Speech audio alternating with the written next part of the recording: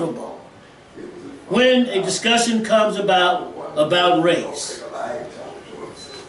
So let's have a real conversation. We call for a real conversation on the Love Power Show every Sunday, especially when issues of ill treatment of black people emerge. You will hear denial, attempts to change the subject, or blame people who are under assault. You will hear all kinds of talk, such as black on black crime. There's no such thing as black on black crime. But you hear people running around talking about black on black crime. Well, I'll say this. If there's black on black crime, there is also white on white crime. You hear on some of these talk shows say, well, let me play this, what this young man said from this university here. So when he gets to talking about victims, the victim ideology, I believe he called it. Well, if there are black victims, then there are white victims. And you will hear and see. Let me ask you this. The shootings and killings and murder in Sandy Hook. Little white children, almost innocent. Were they victims? And you'll hear the white commentators calling them victims. So what is this mumbo jumbo about black people calling themselves victims? What is this mumbo jumbo about black on black crime?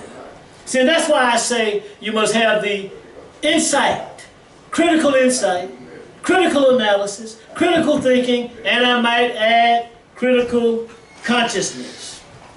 Yes. And Paulo Freire, in his book, The Pedagogy of the Oppressed, he says that these white supremacist individuals, these former slave-holding individuals, these racial haters, they are victims as well. Let's think about that one. Yes, I can see his point. And I'll get into that a little later because we can show how that is true. And so in listening to this commentary from this individual, I say that anytime you overgeneralize, every time someone overgeneralizes, all of these overgeneralizations, they are always wrong.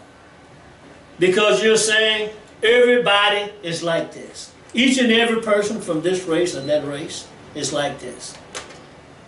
And by the way, what is race? Is race real? Is it a social construct? Does it have something to do with this so-called one-drop rule? What about Karl Linnaeus, Johann Blumenbach? All of these individuals in the 1700s. This is a racial construct, dividing the human race, those who would be real human beings. Yes. But we'll come back to that and dig into that a little more. Let's have a real discussion on the Love Power Show. You heard it here first. One last thing. On Springdale and Brown, Cedric, you know something about this. Some time ago, an Arab, Omar, came out and shot a young African-American man about a can of beer. Can you believe it? In that world where they live with that, that may be acceptable. Here in America, it is not acceptable. A young man should not die over a can of beer. That's the way we see life. And listen, these individuals, these Arabs, listen, I'm not playing. I'm not playing. They have the audacity, the unmitigated gall to come out, Cedric, and attempt to reopen their store in the heart of the black neighborhood. The unmitigated gall. And telling grandma, well, we'll give you some money if you just let us open and do business. So the women and children came out and shut them down. We must join them. Grown men, black men. We must back them up and protect them. They must develop into an organization. and called themselves the women.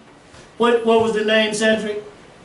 We had a name, the women of something, doing something. Oh. Anyway, yeah. So we must do this. The Memphis Mothers March. The Memphis Mothers March. And here's the deal. They have no respect. I said this last week. They care nothing for black people. Are we under assault as a people? From every angle. You want to come back to Springdale and Brown, and this is an area, as a young man growing up, I frequented this area as well as the whole of North and South Memphis. Black life means nothing to them. I just want to make some money, and we believe that we can come back and open and do business as usual. We've been looking for the catalyst. This very well may be it. Give us a call right here at 901-327-2500. Or you may call us at 901-327-2777. Give us your thoughts. Talk to us about what must be done about this and other issues as it pertains to race, as it pertains to black people, as it pertains to African Americans. I go now to you, Omar. Omar Baruti, everybody. I'd like to thank you for listening, Ian. I welcome you to the show, and I'd like to remind you that the views and opinions expressed on this radio show are not necessarily the views and opinions of this radio station, nor of our advertisers. And I'd like to also remind you that this show is brought to you for the benefit of our children. So make sure the children are close to the radio today, and for several shows going forward, there's some critical information they're going to need. I'd like to also remind you that the pharmacy is closed. The blue pill is no longer available. Only the red pill. You must come out of your coma. And we also must make sure our children don't go into one. So please, as we go forward, pay particular attention. The days of waiting for somebody else to save us is over. Yes. We have to save ourselves. With that being said, let's get started. All right. Cedric, I want to go to you next. Yes, sir. Tell us about your involvement, the history, the origin of this event at Springdale and Brown, and the women involved. And I think you've been down there 3 times, and the women and children have shut them down. Talk to us, Cedric. Well, let me tell you, it was a beautiful event out there. I would say beautiful only because of the force from the people. The neighbors pushed back. There were